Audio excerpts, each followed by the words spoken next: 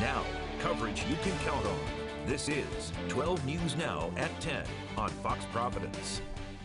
The man suspected of stabbing a rabbi last month faces a judge. Here, this case is the defense attorney is trying to make. And we have one more day of heat on Friday before summer relief comes. I'll have the details in just a few minutes. And the investigation into the Florida condo collapse continues. New video showing evidence of corrosion that may have led to the building's demise.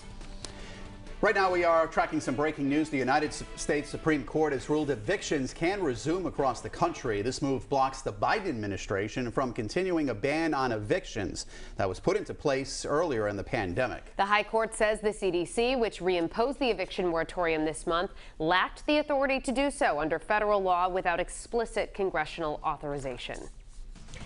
Now to developing news out of Afghanistan. The death toll of U.S. service members killed in today's explosions in Kabul has risen to 13.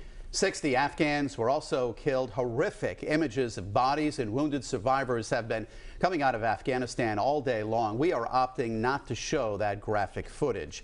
12 News reporter Sheena Losciuto joins us now live in studio with the latest on who is behind the attacks and how the president is responding tonight. And Sheena, the president acknowledges the longer troops are there, the longer they're at risk. Has he said anything more about the August 31st deadline? Right. He addressed the nation today and he acknowledges that every other day that they're there, they're still at risk. So he really doesn't want to take that, especially since there could be more attacks possible. U.S. officials have even said it's likely that there are more attacks coming our way. And Biden says the U.S. is committed to keeping their word to help both Americans and allies evacuate.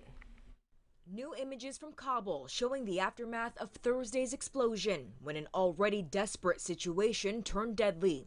At least 90 people, including 13 U.S. service members, were killed. U.S. officials say 2 suicide bombers and gunmen attacked crowds outside of the airport.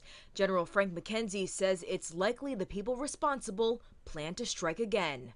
We believe it is their desire to continue those attacks, and we expect those attacks to continue. President Biden says the U.S. will not forgive this. White House officials say terrorist group ISIS-K is to blame, marking the deadliest day for American troops in a decade. A Pentagon spokesperson says there were 2 blast sites, one at a security gate and another outside of a hotel near the airport. We will hunt you down and make you pay. During his address, the president told reporters troops on the ground will continue evacuating people. I've repeatedly said this mission was extraordinarily dangerous, and why I've been so determined to limit the duration of this mission. We're still committed to flowing people out up until we terminate operations at some point, towards the end of the month.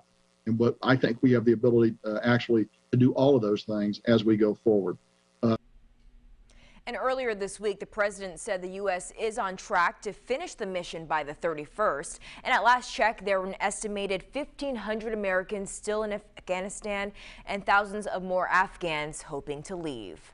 I'm Sheena Losciuto, 12 News.